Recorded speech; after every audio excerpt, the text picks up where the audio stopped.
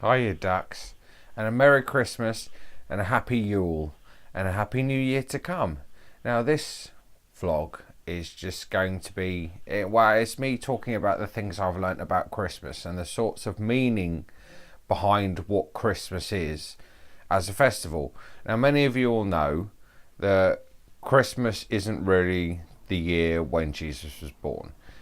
A lot of people are going to disagree with what I say now, so I'm not going to choose my words carefully. I'm going to talk from how I perceive it. So if Jesus existed, he wasn't born in December the 25th.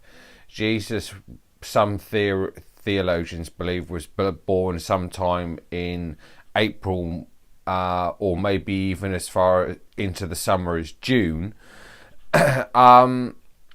And the reason why Christmas is as it is because the Christians basically decided they would use the winter equinox, the winter solstice, as a festival period. Now, it's also a symbolism of why we have like messiahs, why we have Jesus, and why the story of Jesus is the way it is, why he is the son or the lamb, or why he is born on the 25th. And as the saying goes, the son is born, as I will get to in a minute. Basically, the festival time of the winter solstice is a celebration of the shortest day, the longest night, and then towards the end, around the 24th and the 25th, the celebration of the returning of the sun. The days start to get longer, the nights start to get shorter, until we build up to the summer solstice on the 21st of June. So basically, the reason why pagans celebrated this time was it was the winter solstice. It was the shortest day, the longest night, and then the return of the sun, heralding the return of the sun and the beginning of spring, the turn to spring and summer. So it's basically, this time of year is the passage of the sun. It sinks below the horizon on the solstice. It stays relatively low in the sky. There's not much difference in time. And then around the 23rd, 24th and the 25th, it begins to get longer in the sky. And it's how our Neolithic ancestors celebrated. It's where Stonehenge comes from. It doesn't just tell the passage of the sun. It also tells the passage of the moon. And it is the symbol, it is how we worshipped in those times, and it's where our basic religion comes from. So, why do we have messiahs? Well, Jesus is not just the one Messiah. Throughout the millennia, there has been a number of messiahs. I can't remember the name of the one in Egyptology, but I believe it's Osiris. I might be wrong, but it might be Osiris. And then there's Dionysus in Greek mythology, and then there is Jesus in the Judeo-Christian system of belief. They all share a similarity. They are all known as the Son. They are all known as the Lamb. They are all known as the King of Kings. They all are persecuted in their lives. They all have a number of disciples around them, numbering around 12. They all are killed, crucified, slaughtered by the authorities.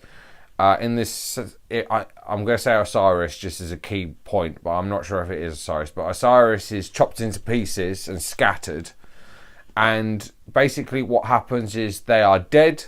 The deity is killed. And for 3 days, they are dead. And then on the third day, they rise again. And the deities all throughout mythology and theology have the same lineage. They are all messiahs. They are all known as the Son of God, and they all die in a similar way and rise again on the third day. And that is simply the passage of the sun. It rises on the third day. It begins to reach, and the days get longer on the third day. So the sun rises and it's longer in the sky. The Messiah is risen again. After a period of death, a son is born. The new sun is born in the sky.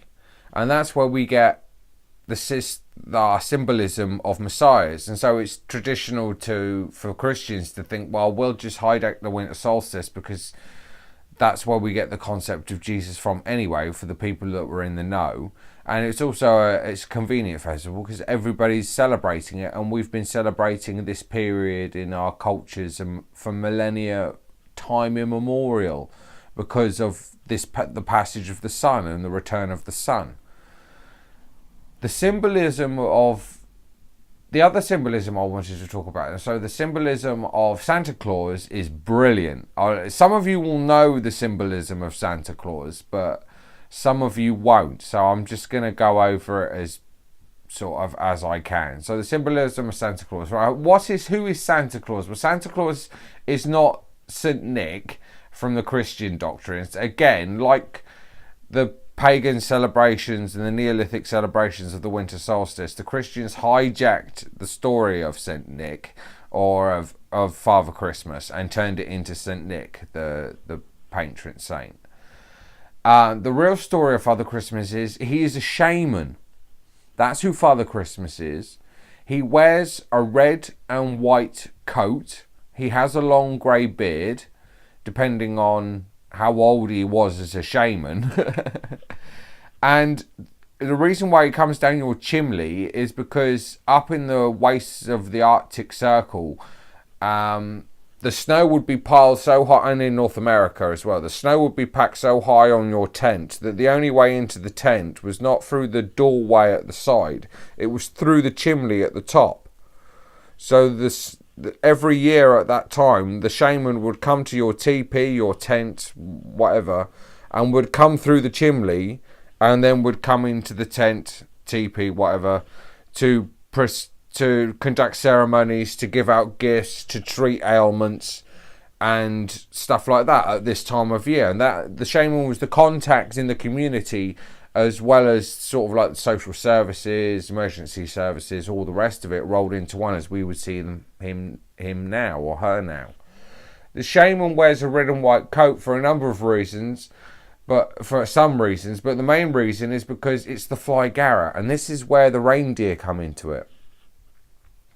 The magic mushroom, we'll call it, grows in the temperature, in the climates of the northern hemisphere. And shamans use magic mushrooms to perform rituals, to get off their head and see into other dimensions, and to fly. And that's where the reindeer come from. The reindeer on Santa Claus's sledge flies because they've eaten too many fly garrets. They've eaten too many magic mushrooms, so they can fly. Rudolph's nose is red because he's off his head. And the coat is the red and white because it's the colour of the fly garret mushroom, which the shaman uses to perform his ceremonies with, and to drink tea at the winter solstice with, because it grows. It tends to grow around just before the Christmas period, the winter period. So they're harvested then and dried and turned into tea and stuff. So that's where Santa Claus comes from. He's a shaman who's off his head. On magic mushrooms, and that's why he comes down the chimney, because it's the only way to get into the tent, the house that you're in, because the snow's packed up against the door. So he comes down the teepee. You don't make sure the fire's out, of course. So that's where Santa Claus comes from. He's a magic mushroom head. And those are the main things I can think about. Oh yes, and of course, why do we have Christmas trees? Well, the Christmas tree is symbolises the North Pole and the centre of the earth, and everything around the Christmas tree rotates. And in the winter they would put candles that go up like a fire. You know what pine trees are like, but sometimes they would put candles on them as a means of lighting up for the winter solstice. But the tree is the focal point of the hut, and it's around which, as I say, the earth rotates, the nature goes around, and it's the North Pole. And as everybody knows, if you don't know, if you look north in the sky, you will see the pole star. And that is why we have and in the North Pole, the pole star is above the pole. As we see it in the sky, it's the central star in the sky at night in the northern hemisphere. At least I think I'm correct in saying that. And that's why we have, I haven't got one, but why we have a star at the top of the Christmas tree. Because it symbolises the pole star. So this tree is nature, it's life, it's the center of the planet, it's the pole, and the as I say, the star on the top is the pole star.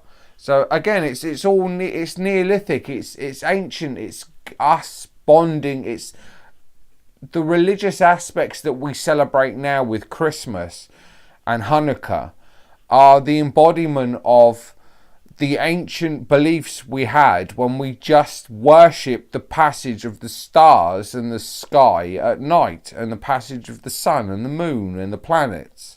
It's what we had back then that we understood.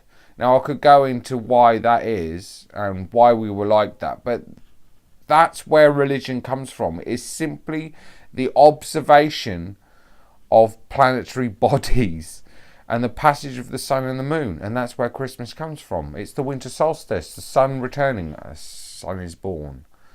And that's why we have all these deities throughout millennia, going back to Egyptian times and maybe even beyond, which represent the passage of the sun and the moon, mainly the sun, in the sky during the winter solstice weeks and days. And that's all it really is. I believe the teacher told me a saying that I can't remember who said it, but once we looked at religion by pointing and looking where we pointed with our finger, we would point to the stars and the moon. And now religion nowadays is where we've stopped looking at the stars and the moon where we're pointing, and we're looking at the finger that we're pointing with. And that's what religion is. We've distanced ourselves from the true meaning of this time of year, where really we're celebrating the return of the sun. Spring is coming, winter is here, but spring is coming, the sun is returning, it will soon get warm, and nature continues its path, its circle. The earth continues to spin. We celebrate our lives, and we thank God, the universe, for what we have.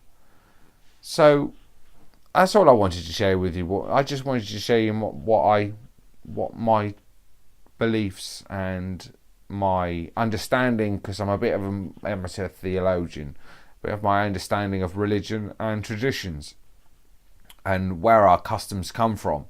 It's quite simple. You can watch the Zeitgeist, that explains it well. That goes into the description of religion and stuff. But I haven't seen it online for a while, but it's out there. Look for that, the Zeitgeist. So yeah, so I hope you have a lovely Christmas. So Merry Christmas, Merry Yule. That's the traditional saying for this time, the Yule log, the Yule times. So Happy Yule. And if I don't do a vlog beforehand, Happy New Year. I hope you're having a wonderful time if you're with family and friends. And thank you for watching my vlogs, YouTubers, and for keeping me busy with the stuff. I may have some plans for the future. As you know, I do this vlog in my studio, and if any of you who know me knows that this is really one half of my bedroom. The bedroom is beyond that black curtain there. So this is just the other half of the bedroom, but I've sort of kitted it out as a studio space. But I may be getting a proper studio space, but watch this space. I'll update you. I'm going to look at somewhere in early January, middle of January, but I may do that, so hold on to that thought. We may be moving. So yeah, Happy Christmas, Happy New Year, Happy Yule, and I'll see you all soon. Bye YouTubers, bye.